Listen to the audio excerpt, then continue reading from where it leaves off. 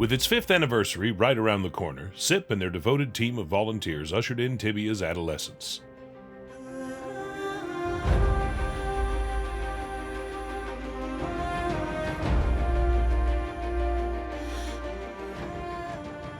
Rules became a little more formal, towns a little busier, and the client a little more stable. The stage was set for their game to be defined by a number of its most remarkable players. Some well-known, others obscured by the mists of time, yet all connected by perhaps Tibia's greatest tales.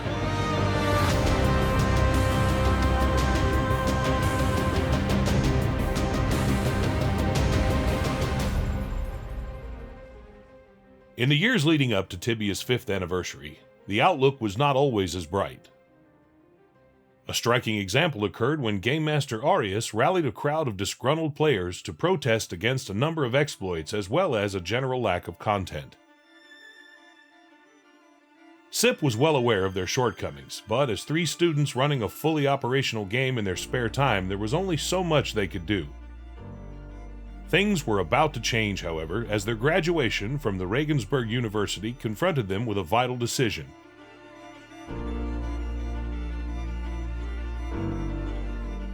Abandon Tibia for a promising career in computer science, or risk a full-time commitment to their game.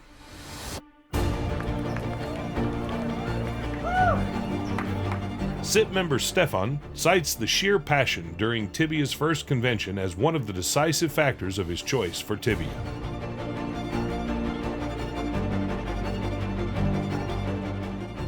With the introduction of premium accounts, SIP financially enabled themselves to focus on their game and formally establish their company as SIPsoft.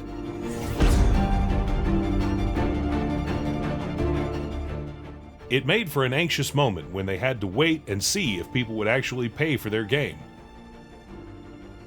The players turned out to be more than willing, and premium account holders were soon welcomed to Nightmare's exclusive new city.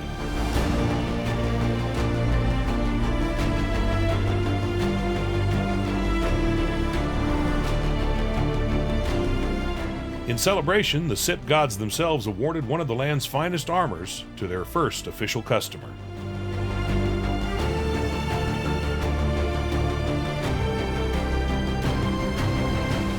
Despite its familiar brutality, the death penalty now presented a more realistic punishment than it ever had before. With the addition of new hunting spawns, Tibia's dominant playstyle was slowly shifting from casual social role-playing to a more competitive gameplay, finally allowing for serious character investment. Although the increased stability and content was welcomed by everyone, the change in direction did alienate some of the game's first players, who relocated to roleplay-heavy Ultima servers instead. Those who remained explored the numerous exciting game developments side by side with Tibia's new generation. While Durin, Stefan, and Stefan continued to optimize the client behind the scenes, their colleague Guido oversaw content production by player volunteers. The now formalized staff of Game Masters was also under his direction. His collaboration with both of these teams had Guido interact with the community more than any other god, making him the central face of SIPsoft for the common player. Guido's methods often relied on unconventional ways to punish troublemakers personally.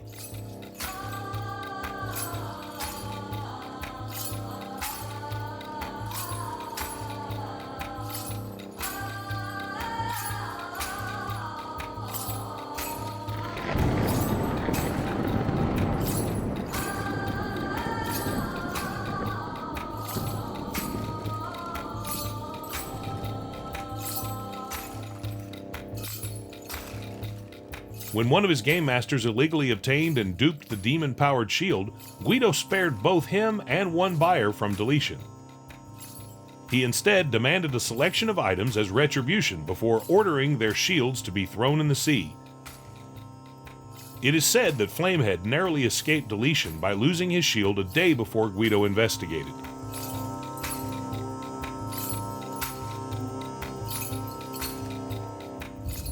Owing to an infamously short temper, the justification of his use of god powers has often been questioned. Ultimately, Guido's head-on approach was deemed as effective as it was feared, assuring him of a position as Cipsoft's chief executive up until 2013.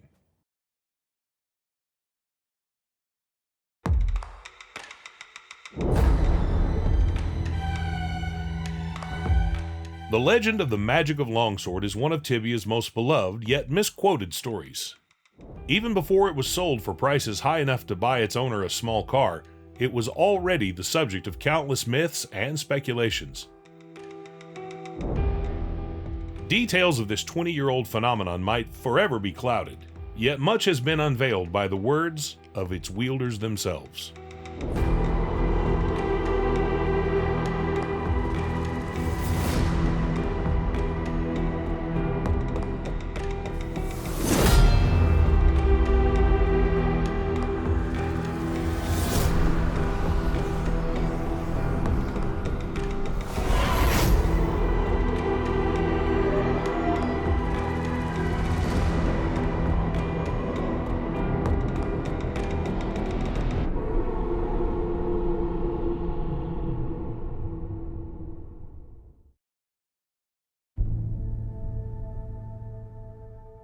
Our tale begins in a vast stretch of land known as the Plains of Havoc.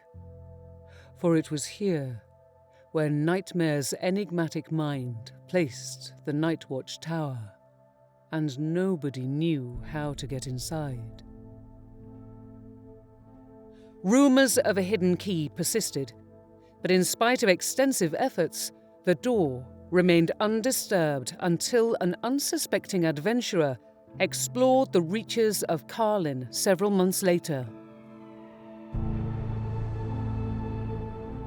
Following a recent update, Taghor descended 2 floors down an uncharted cavern where he laid eyes upon a most valuable elven wand. As quest items were known to respawn in 1 to several days, he returned the next day, only to scratch his head when the entrance was nowhere to be found. By the time he recognized its entry could be uncovered with a simple pickaxe, all pieces of the puzzle fell into place. The search for the key to the Nightwatch Tower had taken on a whole new dimension. Taghor assembled a pair of the server's most prestigious brothers to pick every square of Karlin's surrounding. While no key was found, the adventurers were not so easily discouraged. They embarked southeast, taking their newfound knowledge back to where it all began. Eventually, only Taghor and Ares' war remained.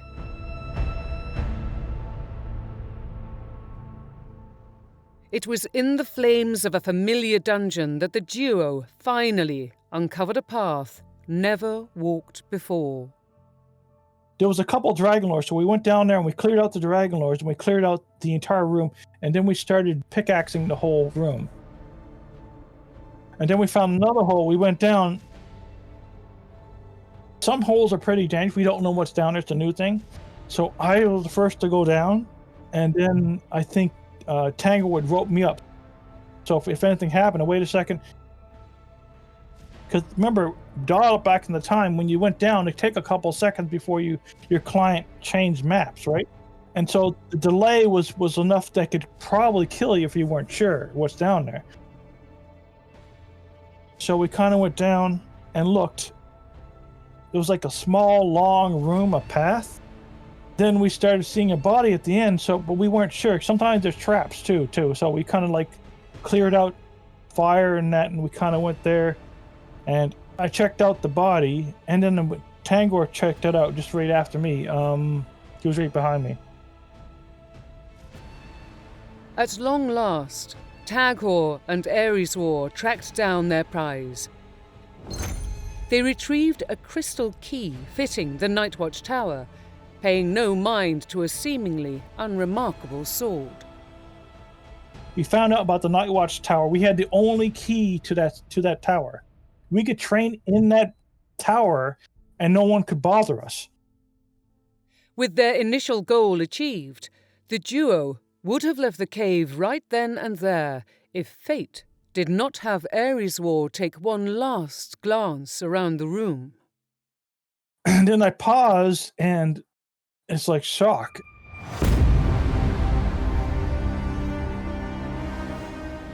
So I don't know if I grabbed it or I called Tanger to come back.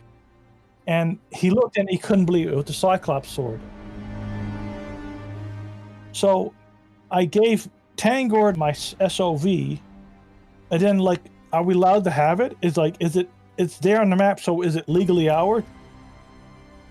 On the way back to town, Tagor thanked Nightmare for his generous reward, but the mapmaker's heart skipped a beat upon hearing of the force he had unintentionally unleashed. And I think Nightmare contacted Gildo, and I think Nightmare got a little yelled at because it wasn't his fault. It wasn't intentional because he's just a map maker. You know, he placed it, and he didn't realize what sword he had placed because CIP in their infinite wisdom did not to create a special sprite for the Cyclops sword.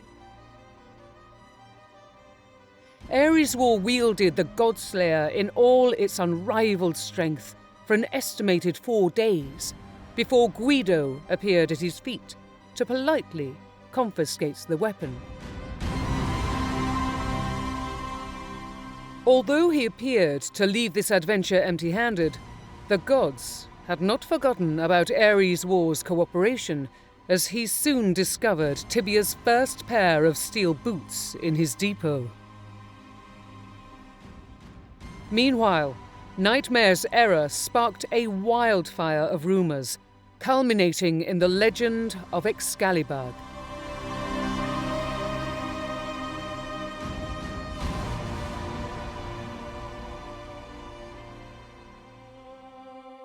Both Tagor and Ezequiel carried on with their lives after what seemed to be the end of the story. The Godslayer's curse, however, was not through with the mortal plane before involving yet another unsuspecting player in its schemes. Galleon spent most of his time in the streets of Thais, completely unaware of a search for the Night Watch Tower key. Not unlike the server majority, he was a common low-level, far removed from any type of connection with the likes of Tagor and Ezequiel. Nothing suggested that this humble young man was about to partake in one of Tibia's most legendary stories. While playing one of his alternate characters, a low-level approached him for items. Although it was customary for Galleon to distribute his loot among the poor, he had not much left to offer.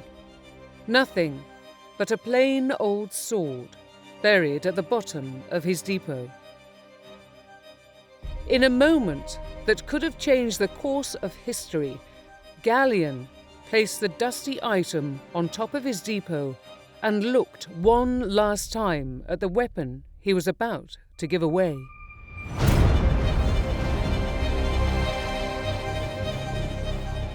The Cyclopmania Sword had returned.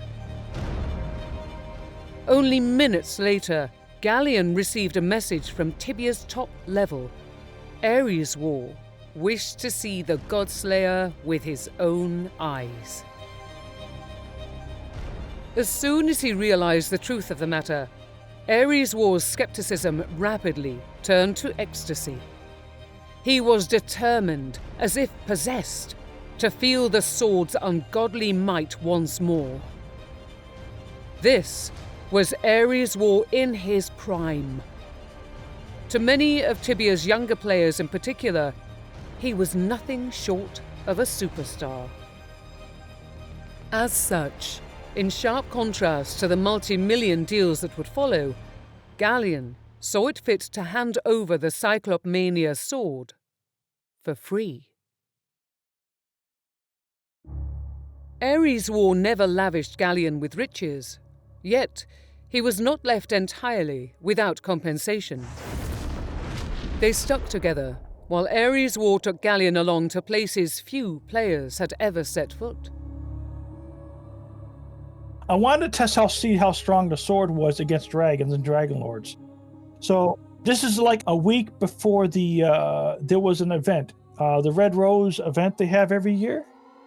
So with the sword, I could kill dragons in 1 to 3 hits, and dragon lords in 3 to 5 hits. It was like, oh my god, I couldn't believe it. And so I used that for exactly to level up for 1 level. That was it.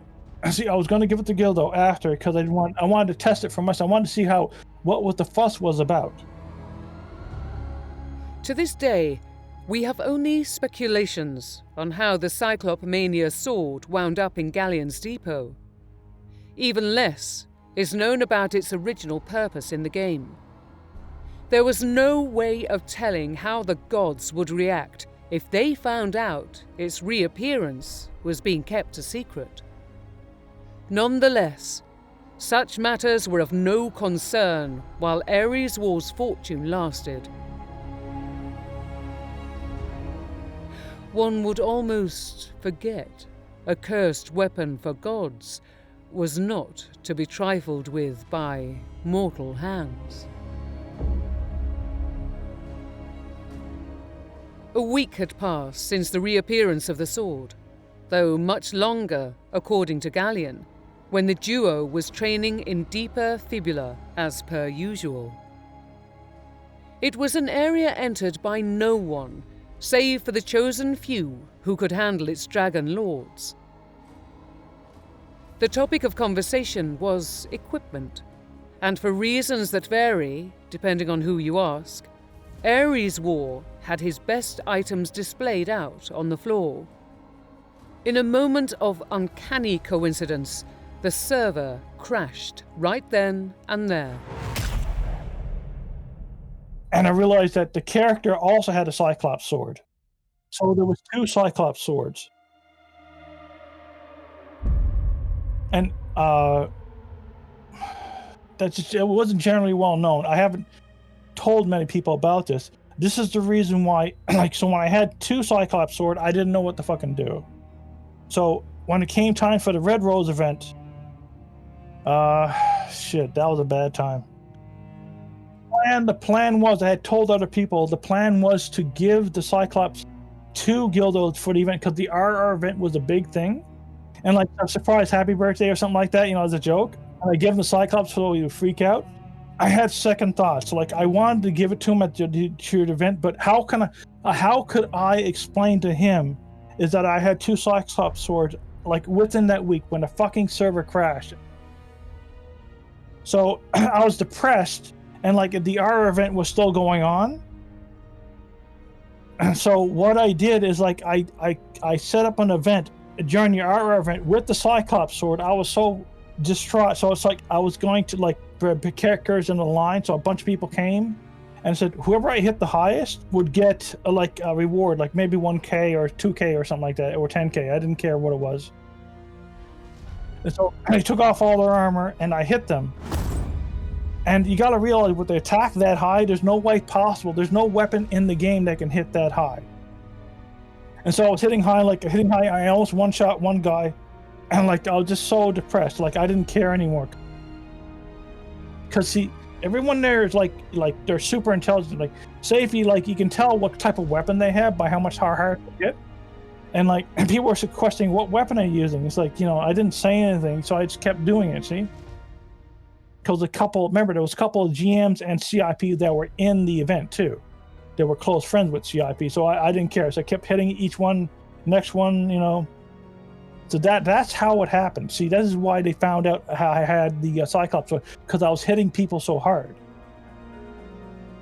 I think it was a day or so after that my character got locked. And then I explained to them what had happened. So I told them the story, like there was a whole investigation and everything, checked the logs. it divided the community. A lot of people knew me, like I was good reputation, so most of the GM didn't want to see me deleted or anything like that, because I only had the sword for a week. It was a sword, you know, like you have the sword, why have it in the game if you can't use it? See, that was my thinking.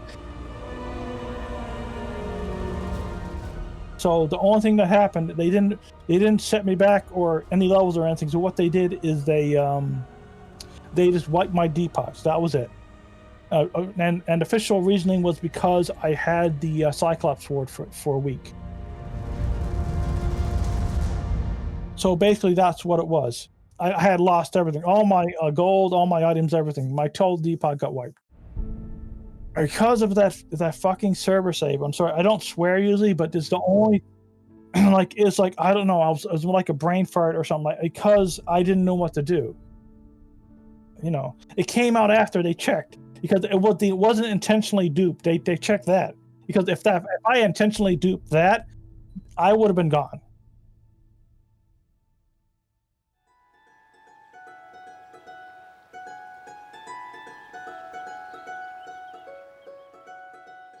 Ever since the mercenaries took over Fibula, claiming territories grew popular among those who had the manpower. Although the mercenaries remained unveiled in terms of enforcement, they were no longer alone to call a town their own. The Messiahs of Bedlam appeared in the northwest to regulate Karlin, while the followers of the White Dragon imposed their law on the eastern islands of Kormaya. Deep in the mines of Khazor-dûn, the Imperial Response Troop took up arms. Each guild brought along its own approach, some of which were more criticized than others, but all sharing a common ideal: making their city a little more safe for the ever-increasing number of new players. Most of these guilds had already established their names when a mysterious new city was discovered in the northernmost reaches of the mainland.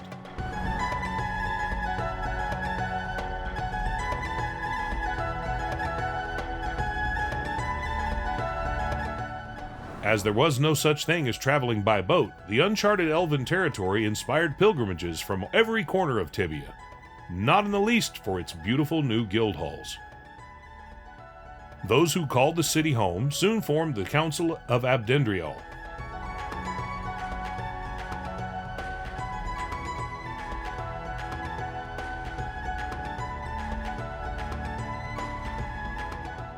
The Duvark family, led by Game Master Deathwalker and the Soldiers of Justice, made up its core members, although secondary characters of many other guilds partook as well.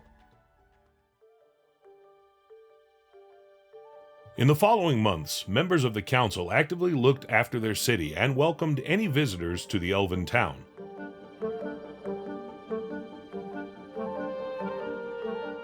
It was around this time that an entirely different guild also established itself far away from its gates, its members oblivious to their crucial role in the future of Abdendriel.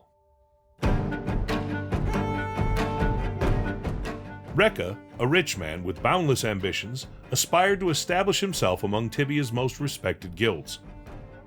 It was only natural for him to design this guild around his trade-based playstyle.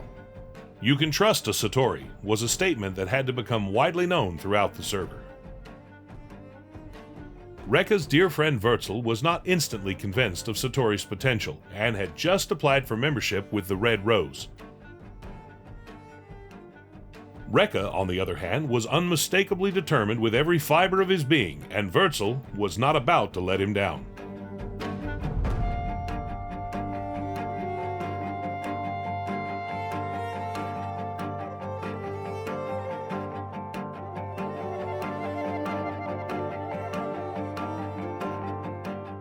Rekka was pleased with his progress, but there was still much work to be done. Satori had to become a household name in Tibia, so the guild sent out invitations for their very own Satori tournament.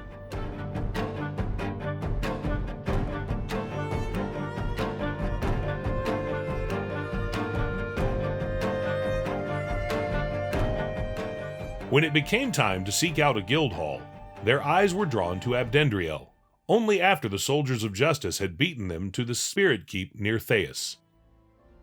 By the end of 2001, Sipsoft granted Satori the Castle of the Winds, making them official residents of Elventown.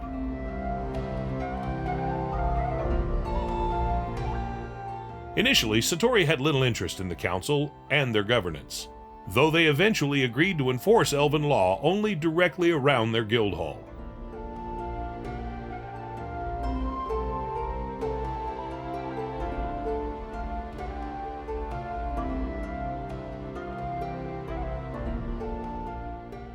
In the months that followed, however, Satori gradually became more involved in the city's protection, as it did not go unnoticed that the council alone was unable to keep the town from derailing into chaos.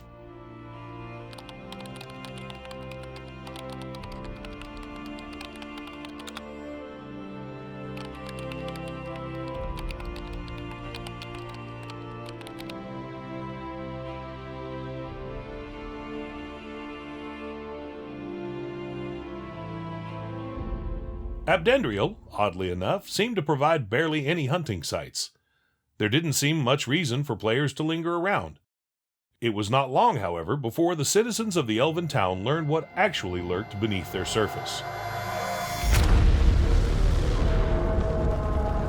Right below the peaceful beauty of Abdendriel awaited the Gate of Hell itself, concealing a complex network of tunnels stretching as far as the eye could see.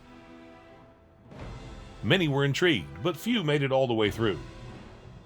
Satori members were among the first to notice the light at the end of the tunnel.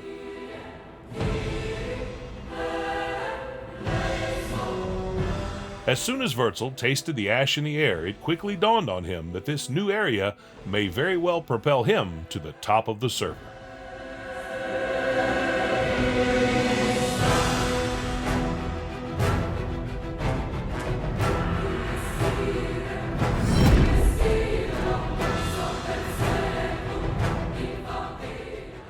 Competing for high scores is almost as old as Tibia itself, but only after 5 years did it become its dominating playstyle.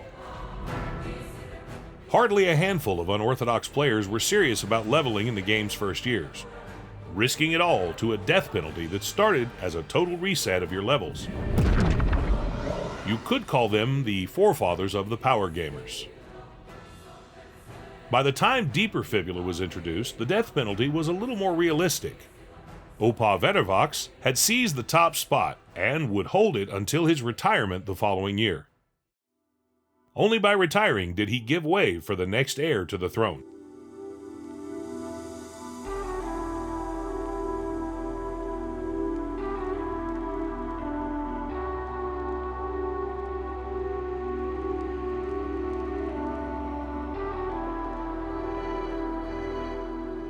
For the next year, a stout warrior from Canada would champion over his competition by a significant average of 10 levels.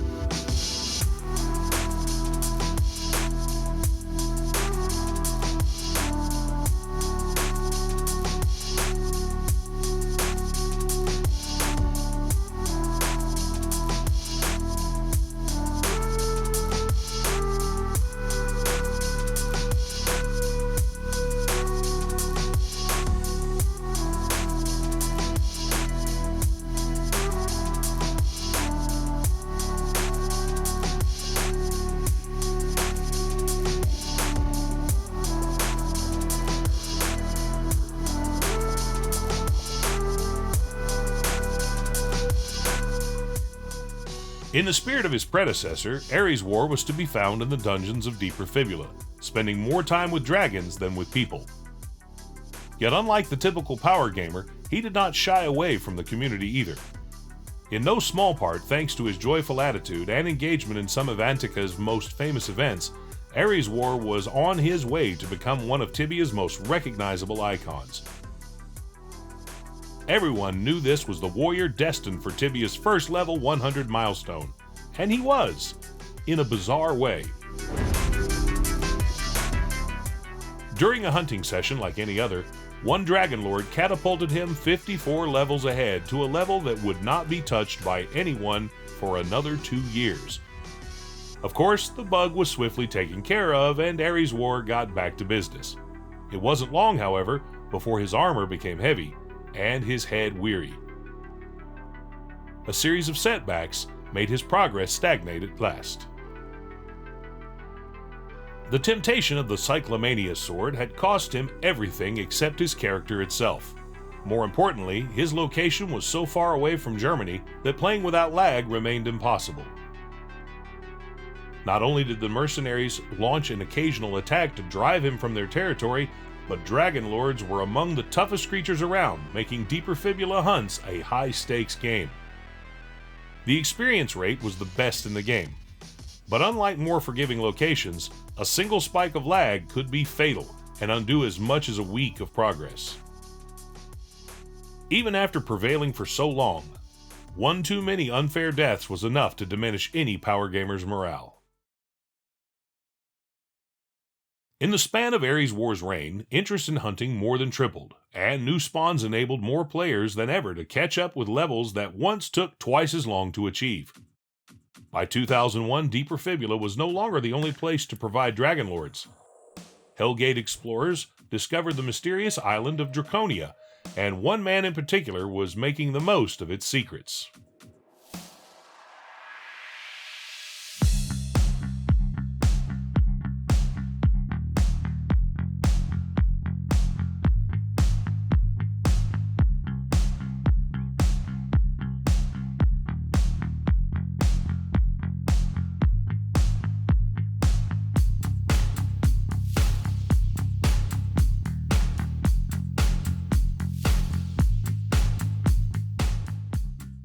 For the first time in a year, Tibia saw a new player at the top.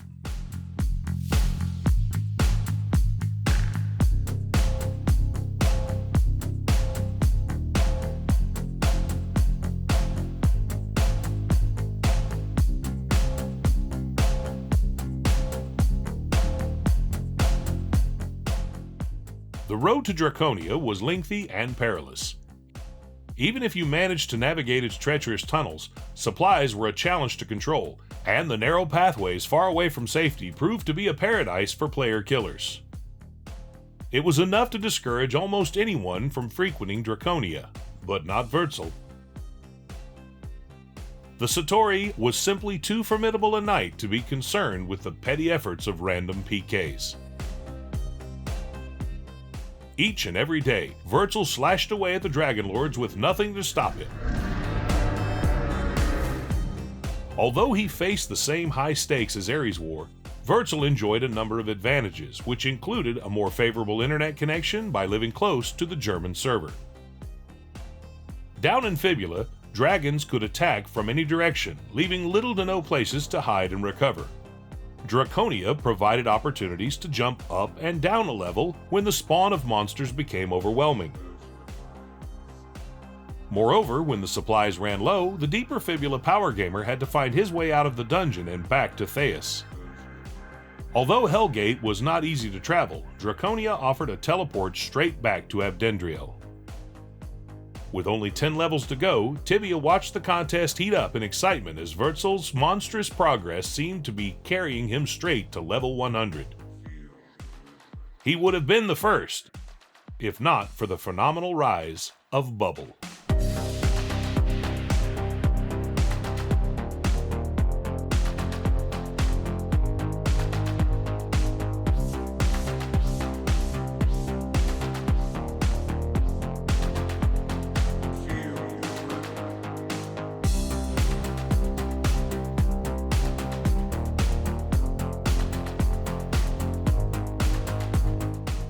Nietzsche, a high-ranking mercenary, introduced his girlfriend to Tibia during their university days. What followed was a commitment Tibia had never witnessed before. In a 3-year hunting frenzy, Bubble went on to conquer not one, but 2 of the game's biggest milestones.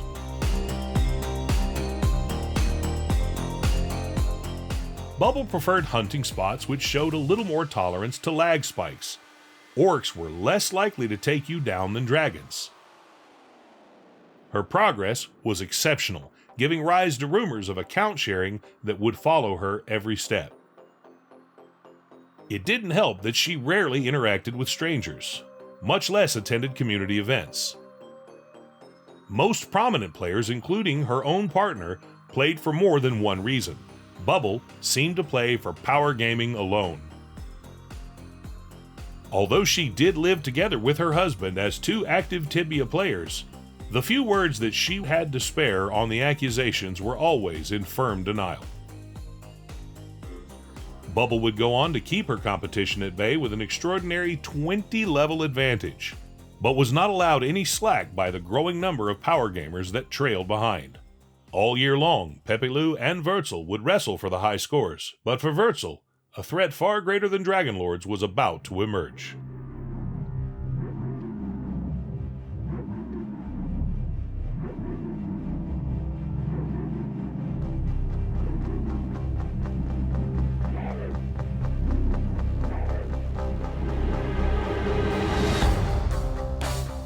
In early Antica, guilds maintained their relations with utmost care.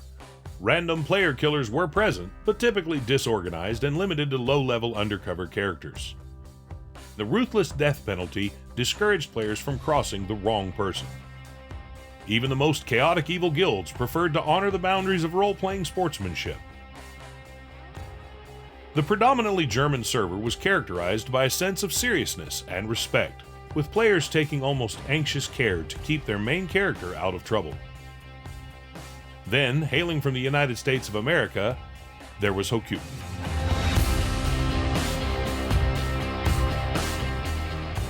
The guild's accolades range from Antica's first real server war to the renowned theft of Tibia's most expensive item. To understand the guild's origins, we must return to the second encounter with the Cyclopmania Sword.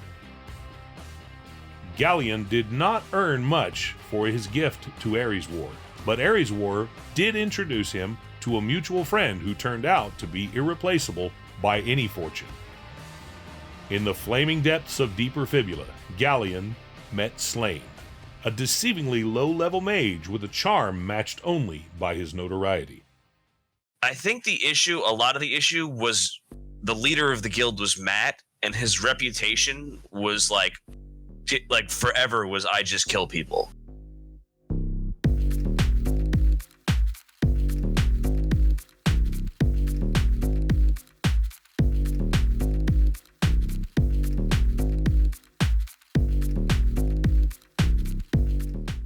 It wasn't unusual for Slain to talk his way into someone's account, much less to get his hands on expensive items.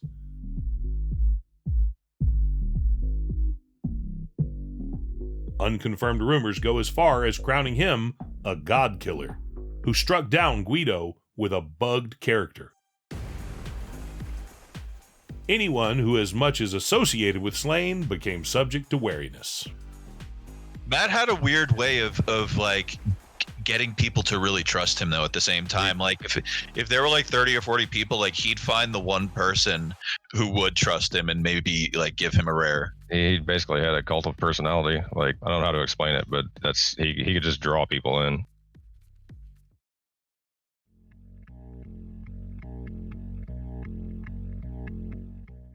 Ares War didn't really seem to get involved in people's stuff too much. He was, we were, kind of connected by association. But Flamehead was kind of like a younger brother to Ares War. Flamehead was kind of always in the mix, kind of went back and forth between like hanging out with people and just doing his own thing.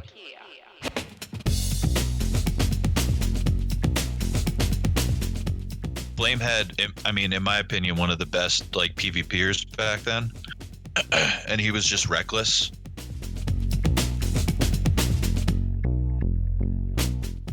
Flamehead and Slain were close too, JJ, back in the day, weren't they? Yeah, they were super close. Yeah. We went and cleared out like all the demons above the treasure room, and then we roped them up one at a time. And Flamehead basically just bum rushed the chest, got there like probably 10 steps ahead of anybody else, and like started just throwing stuff on the ground. But the stuff he was throwing on the ground was like plate legs and like plate armor and stuff like that. And then he's like, yeah, this chest was empty, there's nothing in it. Meanwhile, he's wearing like the full demon set and like everything else that happened to be in there.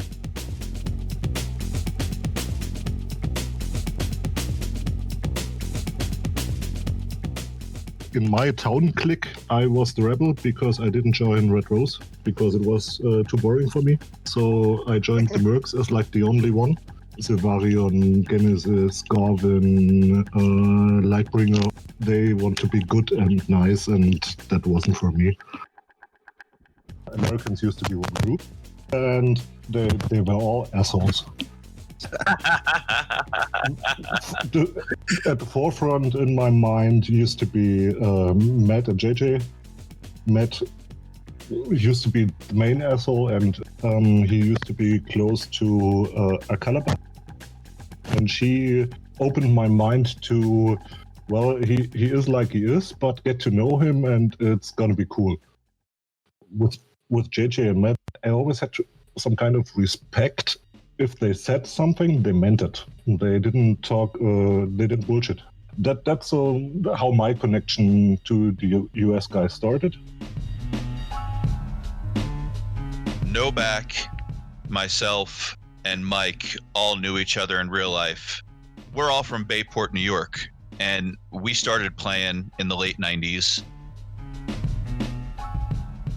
And Brackus and Garrick, Brackus is Saab Carey's neighbor, and his brother was Garrick, and Garrick was very good friends with Galeon and Slane. JJ and Martin, and as well as like guys like Marquise Leadhead and Oberon, they were all like a year or so before us. So yeah, they were much more established playing, I think, than we were. Me, Mike, and Justin we were like 16 years old. You know, That's funny to think about. Yeah, there was like a certain level of respect there too, like from us, like because they'd been around for a while, and we kind of emulated a lot of what they did, and then we kind of took it to the next level a bit too. The beginning of Ronin and Hokuten really formed, and then like the connections that we made along the way to Lord Naho and Jofa or Stormlord or Khadgar, all these other guys. There really was no American guild at the time either. There was like no protection unless you were in like the Mercs, basically, because that was the biggest guild at the time that everyone kind of feared. For like us, I think it was more like a protection thing to just. Yeah, I think that was the problem. Is we started getting into trouble, and it was easier to have a group rather than people doing individual shit and trying to mess with people. At some point, when I started to get interested in fighting, I became obsessed with training because I just wanted to be able to kick the shit out of mages. And I think I was at distance 96 from what I remember, and Philippa and Tharkas might have been tied with me at the time. Yeah. But Timmy, Philippa's husband, was up there, but Philippa was number one, and she was within within range where I felt like I could get her. But every time I would get one, she would get one too, and so I knew that she was going to beat me to 100. So one day, Mike and we were just like, screw it, let's give it a try. And from what I remember, I didn't feel like we were going to be able to kill them. I felt like they were just going to heal and kill us. Even if we just stopped them from training, we would have won. You know what I'm saying? Just to stop them. And that was when like you died, you lose like 2 distance skills.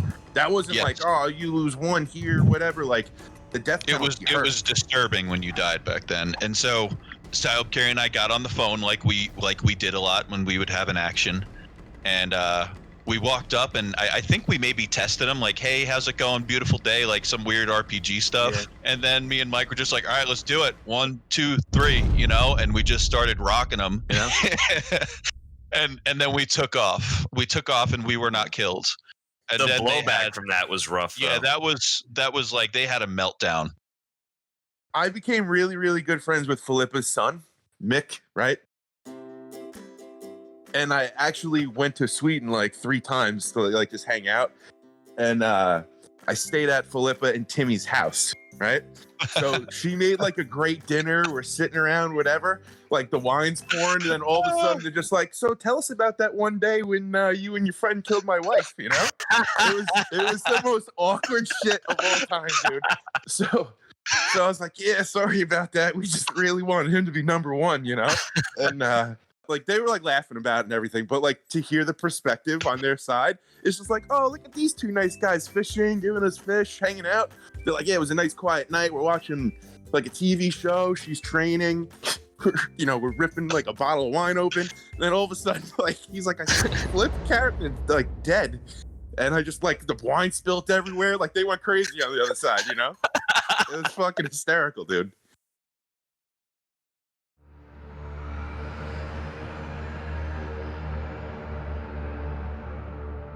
From my recollection, after Philippa got killed by you guys, we had that huge sit-down meeting in the Followers of the White Dragon Guild Hall, where we all capped out on SDs and UHs and bolts, and just went in there expecting there to be a fight.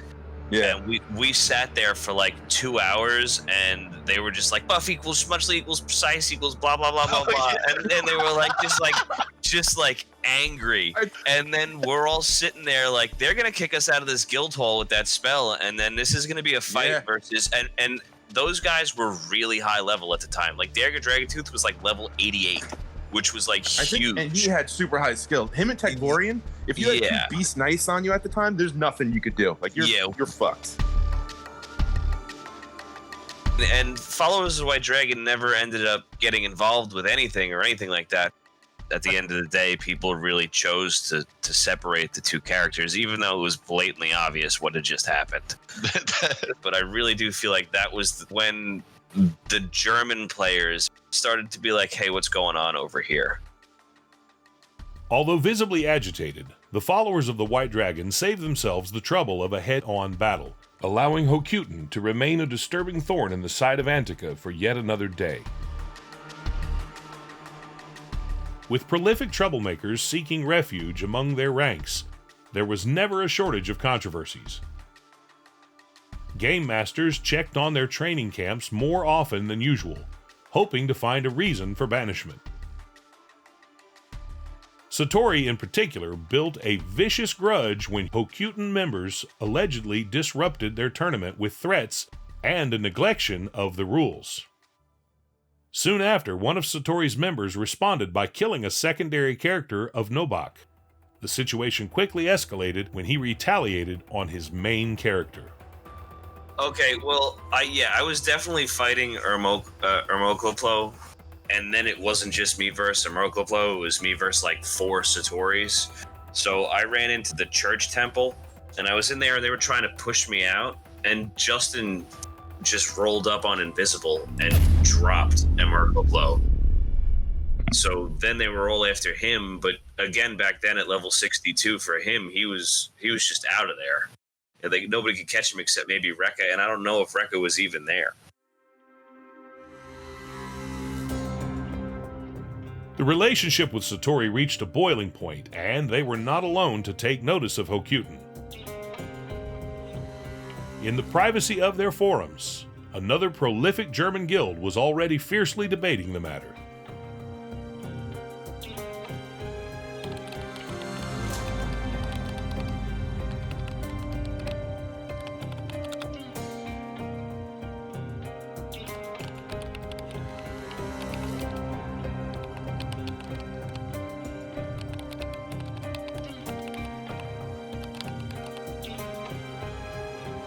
I was, like I always did, was sitting at the crossroads because I never did anything.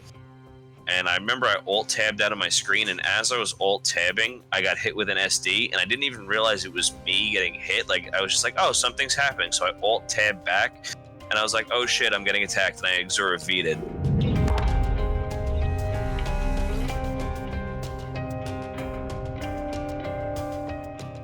And then I can't remember whose mage came by.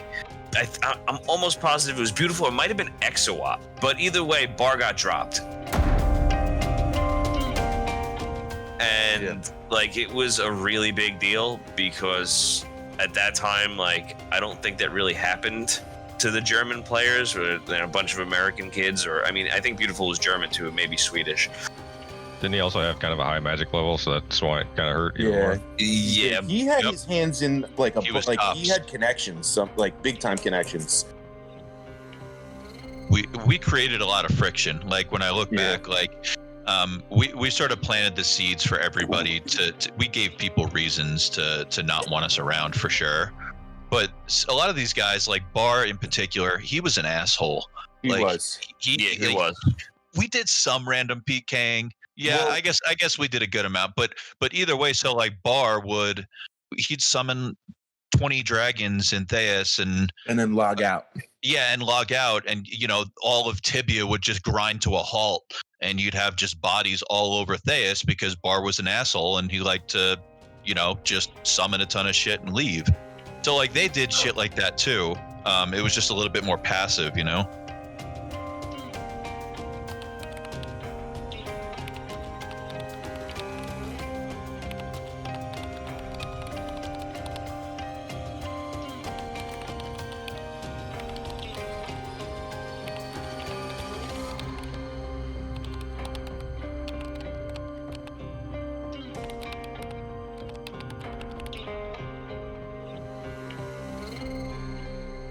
They were really concerned about, these guys are just popping out of nowhere, dropping someone and disappearing, boat hopping, doing whatever. Because you look at Tibia nowadays and all the wars that are going on, and you can't really think of how everything was back then in relation to how it is now, because like this wasn't happening, like it wasn't acceptable in the game.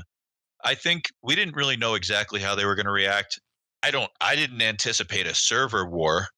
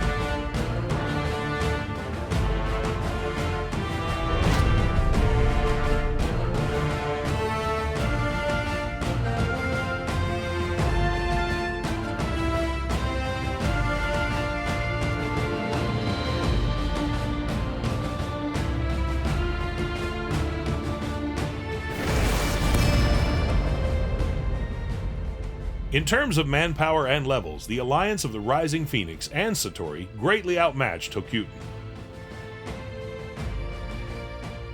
As a result, the war began with the alliance openly taunting their opponents in front of their own guild hall.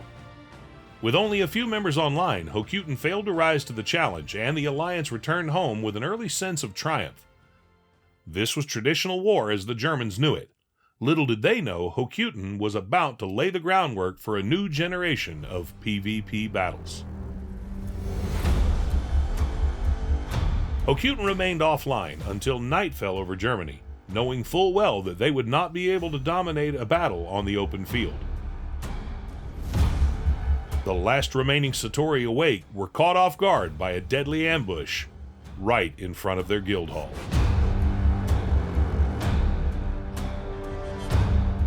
The rest of Antica, including the mercenaries, curiously kept up with the conflict as vicious attacks such as these made their bloody mark on the coming weeks.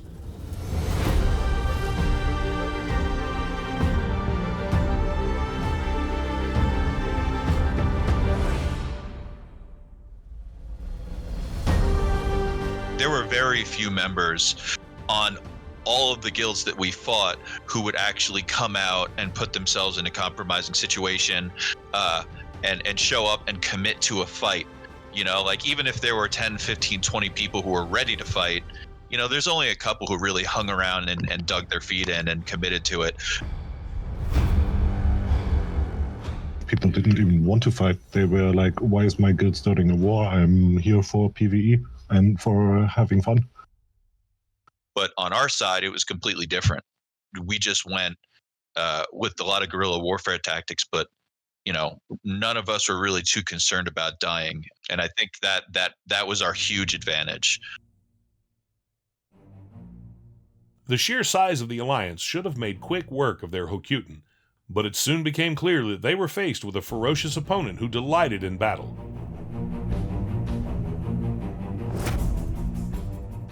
Hokuten's sneak attacks were planned and focused, compensating for the heavy punishment they suffered when the Alliance was able to regroup.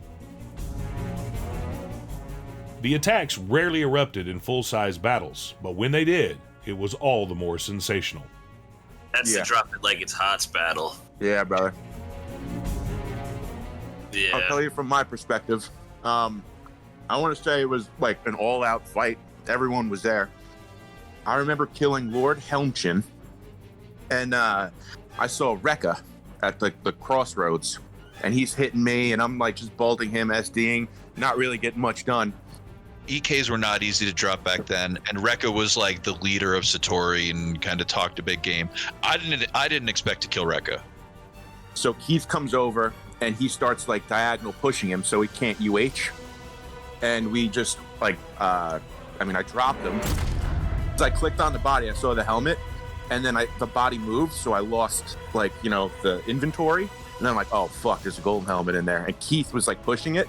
And me and Keith are basically just like pushing the body because there was a noob there trying to like loot it. But it happened so quick. Like the body dropped, and then the body got tossed north again, and then boom, got it. Yeah, that was scary. That was like one of those things where it really takes like 3 seconds, but it's like a lifetime. I went to Dark Mansion with it, and I believe Martin was there, right? And he told me like, hey, put it in the mansion or whatever. So I threw it in the mansion, and I equipped a warrior helmet. I was PZ locked at this time, so I'm running, and that's when like Debo, Wayun, Bar, whoever else came after me. I was on my way to Mintwallen, and they ended up killing me, and I dropped my warrior helmet. And I believe JJ famously broadcasted "Drop It Like It's Hot" right after that. Yeah, that was literally my only contribution to that entire war.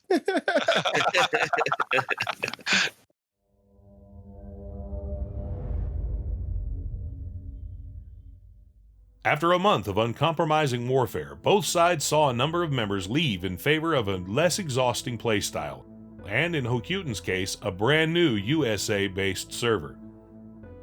A decrease in activity on the American side finally convinced the Alliance of a decisive victory, and making Hokuten pay reparations became their foremost topic of discussion.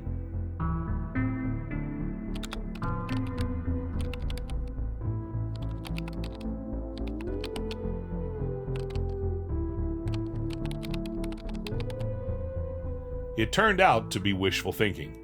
A guild that logs in for no other reason but to harass their enemies proved nearly impossible to root out.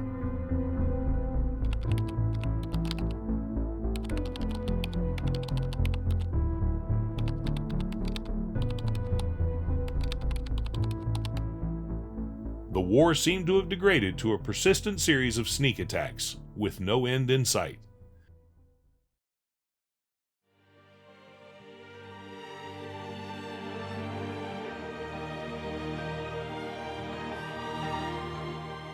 It was less than a month later that Sipsoft released their biggest update yet.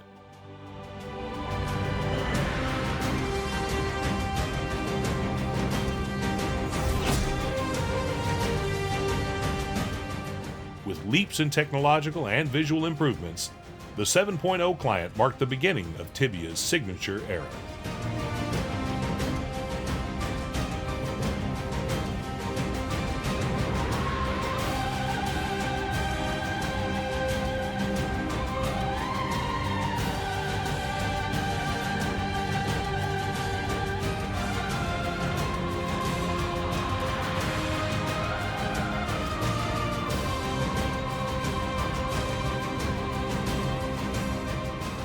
Right before next year's massive influx of new players, Tibia's official convention returned, inviting players from all over Europe to spend a week together in Austria.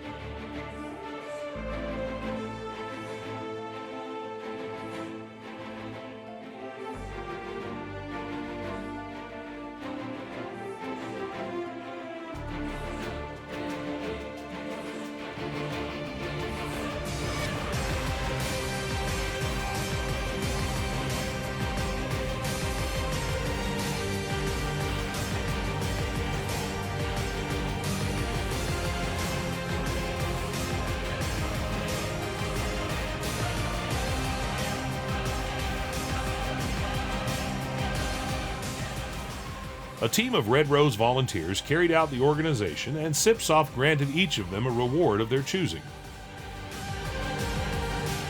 Octavian earned a lifetime of premium, together with his custom-built villa on Fibula, while Trimon received one of the only 2 Thunderhammers in existence.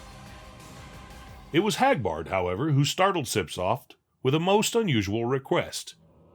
For it was Hagbard who wished to see the Cyclopmania Sword forged anew.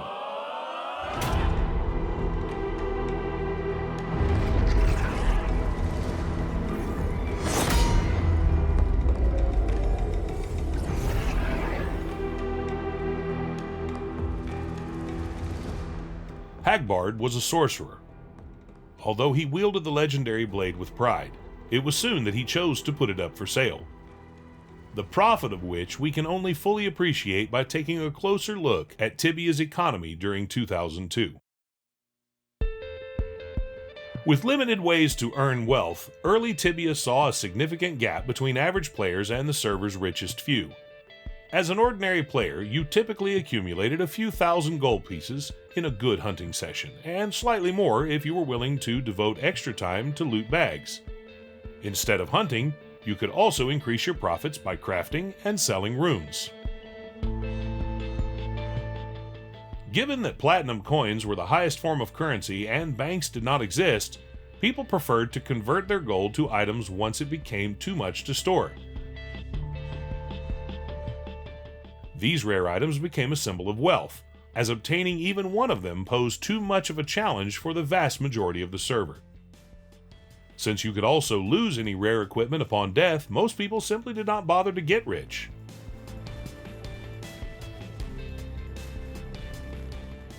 There was a clear financial contrast with the minority that did become wealthy.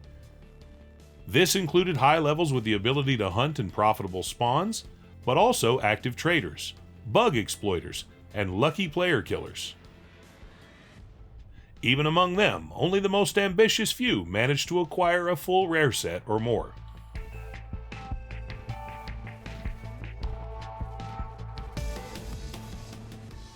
After excluding several troublemakers, Hagbard's auction turned into a bidding race between Rekka and Alex, with Alex coming out on top.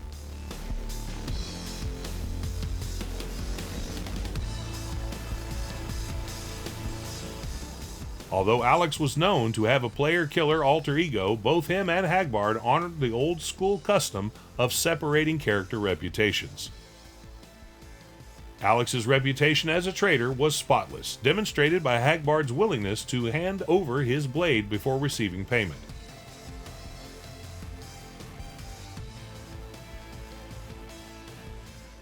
The deal worked out, but unbeknownst to Hagbard, Alex had merely stood in for 2 people excluded from the auction.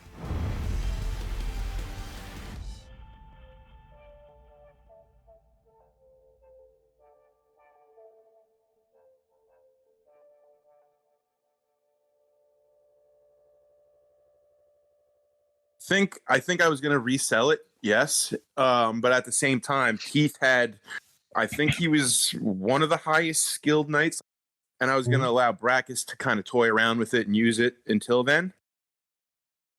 It wasn't a game changer. Keith is like, he's like, yeah, I kill him quicker, but he's like, I also take damage now too. He's like, I can't even use it, you know, like it's just not efficient. So I think we were just like, all right, I mean, I need money, you know, because I'm a fucking paladin. I'm not going to do anything with the sword. So that's what I did. Syobkary and Brackus hired Alex once more, this time to set up their auction.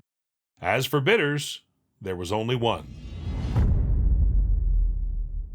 The sword was so outlandishly expensive that even those who might have been able to afford it saw too few benefits in the deal.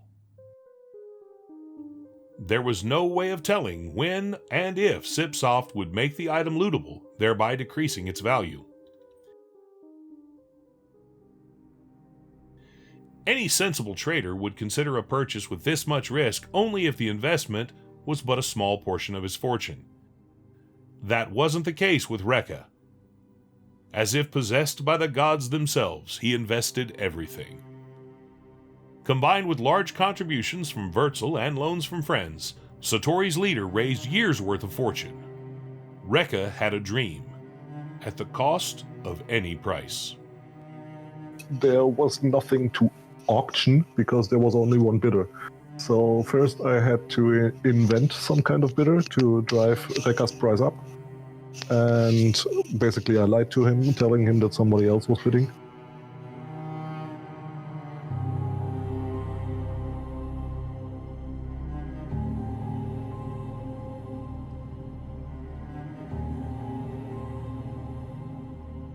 He went higher and higher, and it was 6.5 million in items and cash.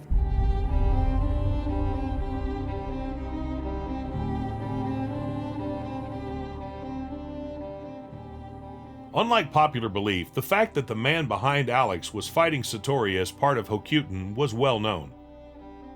But unlike his American allies, Alex had been a part of the core German community since 1997, having attended the Vienna Convention alongside Wurzel and Sipsoft only a month ago.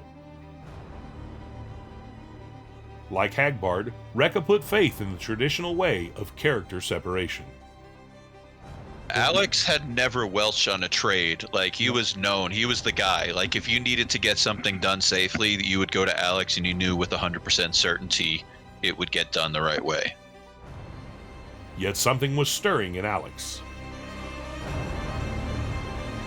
Irritations during the Satori tournament led to a personal grudge against Rekka, and more importantly, the new 7.0 client was about to disrupt his business model, which relied mostly on supervising trades. With the new safe trade function, players were closing deals themselves, eliminating the need for any reputation at all. Despite Wurzel's reluctance, Rekka rushed ahead to trade directly with Alex. Safe trade was just implemented, and I already knew that Alex's whole business model was obsolete. His whole reputation and stuff was obsolete because he just could use safe trade. So that was cashing in on that reputation.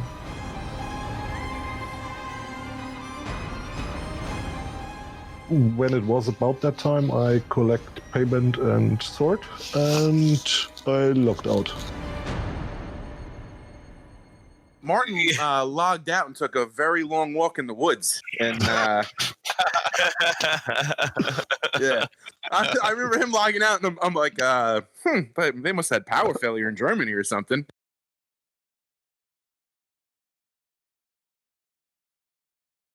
With a collective worth of 12 million gold from both the sword and the payment in his depot, Alex secured his place in canon lore with a theft unlike Tibia had ever seen. Shortly after stealing the sword, I mailed it to Soy Madre Pa, because I was not sure that Sip wouldn't intervene with me having it, like deleting myself or something, because I was the bad guy. He was already holding my other sword collection, and basically he got a mail from me with a Psych sword in it.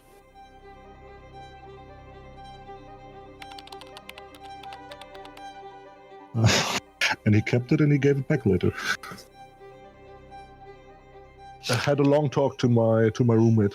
He was called Garvin, a good friend of mine and basically my roommate. And well, yeah.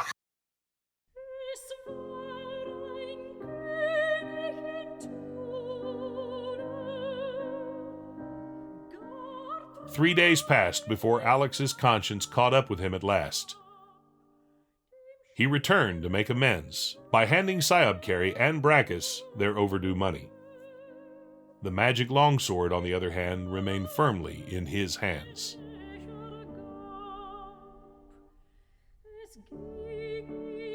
I remember thinking that was the dagger. Yeah, for like that's Satori. it. We Like won. that We was basically it. won. The We relationship completely bankrupted our opponents, basically. Yeah. And I mean, we had basically money for forever. Like the richest. I mean, actually, probably not. Lightbringer was probably richer. For Hokuten, it was a victory to be celebrated. For Rekka, it was a devastating blow that crushed his ambitions once and for all.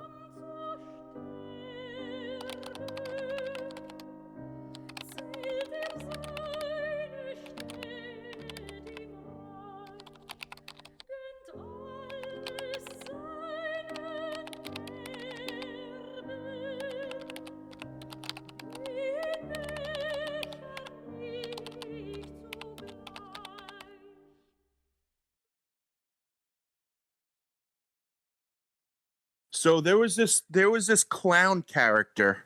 I forgot what his name. Like, it was something with clown in the character, and he would make these broadcasts, and it would be like buying E-plate for like an extraordinary number that it was insane, basically, to trade an E-plate for like, let's just say $1 million, and this guy was buying it all, right? So I was a trader, and I was like, all right, yeah, I'll sell you this, like whatever. And I kind of knew something was up at that point.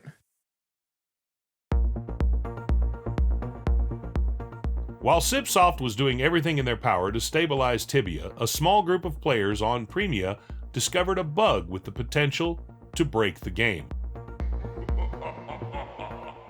Although traditional duping had been patched for 2 years, a single door deep in the Greenclaw Swamp was found to be the key to ultimate wealth.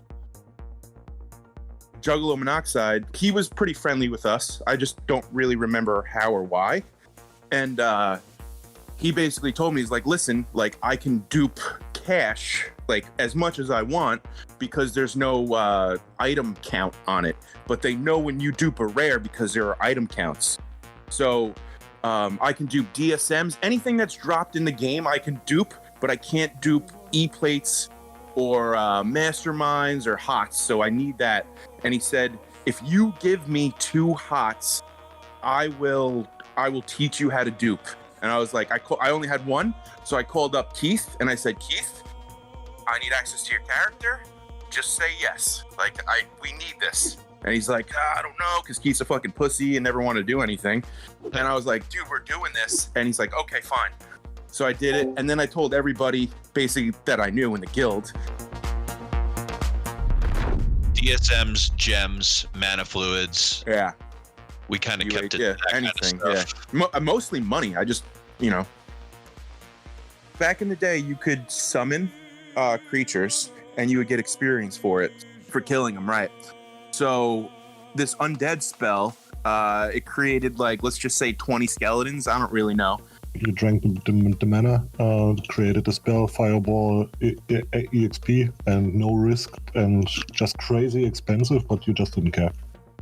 We'd have one person doing the duping, and then the other person on the surface south of the Black Knight entrance, and one person just running mana fluids back and forth. I felt like we beat the game, honestly, because I remember like, duping and almost being like, it's not even fun anymore. It was like a weird feeling. You're like, you're they weren't invincible. fighting us too much anymore either. And now it's kind of just like, what's next? With each player joining in, duping practices became more careless. With billions of platinum coins inflating the economy, it was plain to see something had gone terribly wrong. No one suspected, however, that Cipsoft was already keeping track of each character's logout location.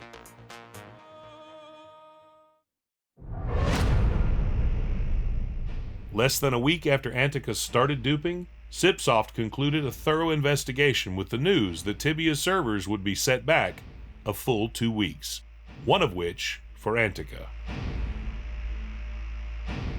The amount of time that this game-breaking abuse was kept secret infuriated Guido with a godly rage. No longer did exploiters get away with a slap on the wrist. Cipsoft's punishment was without precedent.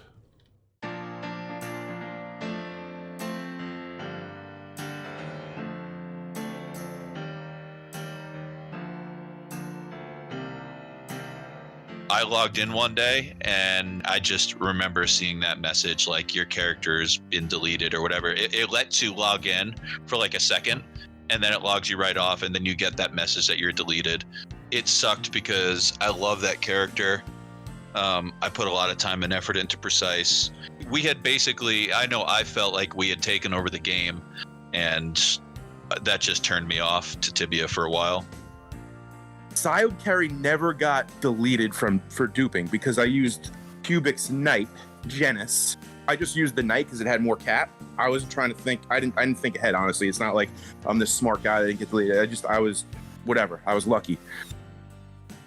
And after the duping thing, you got killed down, and then Novak was killed down from 45 to level 10. Yeah, and I don't know how it happened. And I don't know how it happened. I don't know weren't deletable because it wasn't us who was doing the duping, but both the characters were killed down. I know that when I logged in after the reset, Guido was there as well and messaging me. Something like, we couldn't afford to reset the server back further. You're so lucky. Basically, me, Matt, and I'm pretty sure Martin all decided fairly early on that the war here wasn't going our way, and the new server just come out, so we went and started fresh. And then Mike and I had actually joined on Amera later on once they had it fully done. And then the same things on Amera that we were doing on Antica, except even worse. Until we pissed off the entire server like we did on Antica. And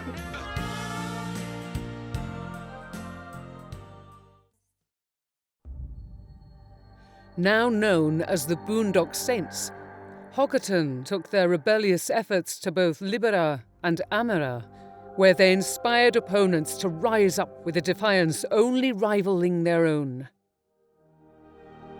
Their members welcomed the next years with varying levels of activity, but always with a vengeance. With Hokuten effectively eliminated as a threat, both Satori and the Rising Phoenix continued to flourish in the coming years, yet their carefree attitude remained forever tainted. As both guilds felt abandoned by the server during their fight with Hokuten, they declined Dagon Dragontooth's call to Antica's next big war. The Rising Phoenix briefly welcomed Ares' War among their ranks, as he too continued to walk the many paths of Tibia at his own pace. Abdendriel remained popular with role-playing guilds, like the Celebnali and the Nightmare Knights, while Satori continued to fulfill their role as the town's celebrated guardians. At the time of this video, Satori remains one of the oldest guilds still operational on Antica.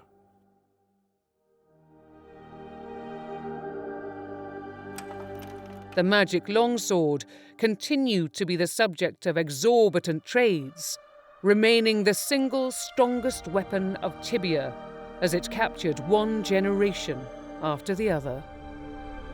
Alex first rented it out to no one less than Bubble, who used it to feverishly maintain her #1 spot on the server for another 2 years. She was closely tailed by Wurzel, the second highest player, until his deletion following a statement against the upcoming threat of botting. And so passed a year in Antica. With the release of the 7.0 client, Tibia was on the verge of becoming a worldwide sensation, proving that the age of legends had only just begun.